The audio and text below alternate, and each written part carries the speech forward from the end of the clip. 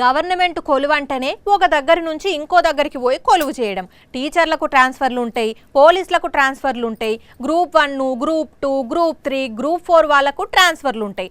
ఆఖరికి బ్యాంకోళ్లకు కూడా ఇట్లనే ట్రాన్స్ఫర్లు ఉంటాయి. ఇక వీళ్ళందరిది ఒక ఎత్తు అయితే ఐఏఎస్ ఐపీఎస్లది ఇంకో కథ.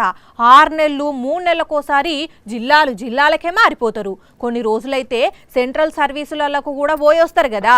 అయితే ఇప్పుడు వార్త ఏందంటే, అయ్యో సారేంది ఇట్లా ఏడుస్తున్నాడు, కండ్ల పొంటి పటపటా నీళ్లు దుంకుతున్నాయి, అంతగనం ఏం బాధ వచ్చింది సారు, ఇంతకు సారెవలో ఉండేనని యాది చేసుకుంటున్నారా?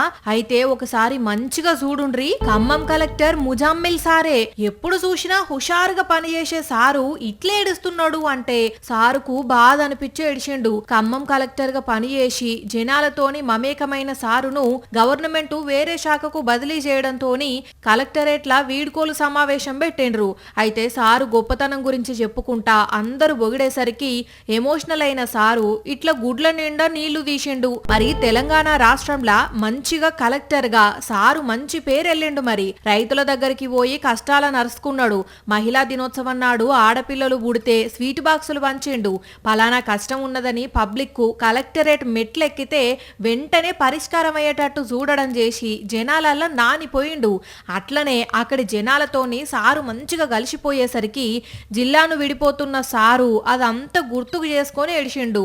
కానీ అయినా మియాసొంటో లేడిస్తే ఎట్లా సారు? ఇంకా ఎన్ని పొజిషన్లు చేంజ్ కావాల్సిన మీరు ఇట్లా ఏడిస్తే మిమ్మల్ని చూసి పబ్లిక్ ఏడవరా సారు? కానీ కలెక్టర్ ఒక దగ్గర నుంచి వెళ్తూ ఏడవడం అంటే నిజంగా చిత్రమే పోర్రి.